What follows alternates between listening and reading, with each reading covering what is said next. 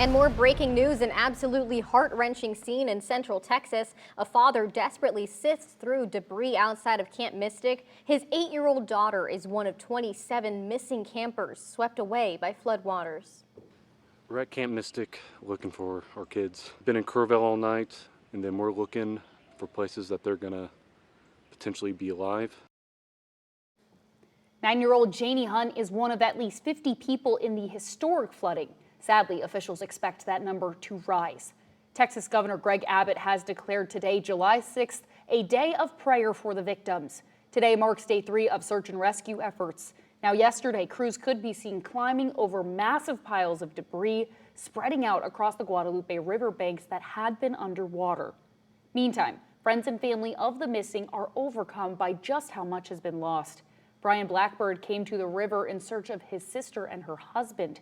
They were staying in their family vacation home with friends when Texas officials say the river rose more than 25 feet in less than 45 minutes early Friday morning.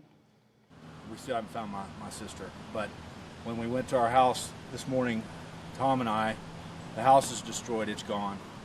But I looked down at the bedroom and I found my sister's rings on the ground. And I think she used to take her rings off when she went to bed, but I don't know how they were they still there? The Guadalupe River is the same river that runs next to Camp Mystic, and this morning many people are wondering why the camp wasn't evacuated sooner. It's a question Kerr County Judge Rob Kelly, the county's top elected official, couldn't answer. Judge, why weren't these camps evacuated yesterday? Texas Department of Emergency Management put out an all call and said there's going to be a problem. We knew there was going to be a problem.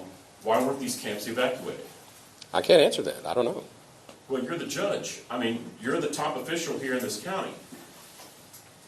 Why can't you answer that? There are kids missing.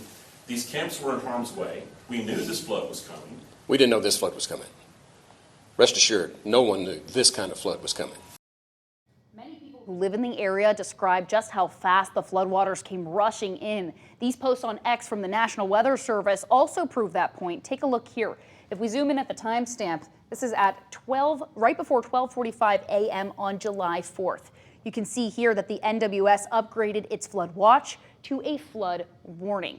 That's for this impacted part of the area. But about 2 hours later, at 2:14 in the morning, you can see here that area has expanded from Hunt, Ingram over here, a little bit bigger. And here's where things start to really turn south. Just after 4 o'clock in the morning, that is when most people are asleep, and the National Weather Service posted this on X saying, quote, "A very dangerous flash flooding event is ongoing. Turn around, don't drown." And about an hour later at 5:15 a.m., the National Weather Service announces there is a flash flood emergency. Then, not even 10 minutes later at 5:23, this post. It states that the Guadalupe River has reached major flooding stages.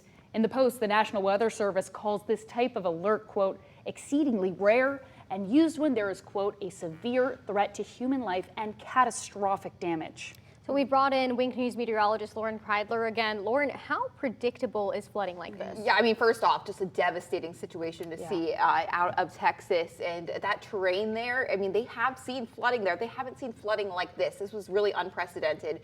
Was not expecting levels like this to rise. And as we mentioned, it happened in the early morning hours. So you have to think people were asleep. Yep. Those 700 campers at that one campsite alone. So just really, really awful timing, and then also the rugged terrain around that. But I do want to show you this right here, and this shows you those levels that that rose to. I mean, look how quickly. I mean, this wasn't something that gradually happened over time where we saw that increase, and people were like, well, why didn't they evacuate sooner? Well, I mean, you couldn't. There was not that time frame. I mean, look at that, 45 minutes, and we saw it rise over 20 feet. So just awful, devastating timing, and you just really feel for the families out there. Yeah, it's a steep jump. Thank you so much. Thank you so much.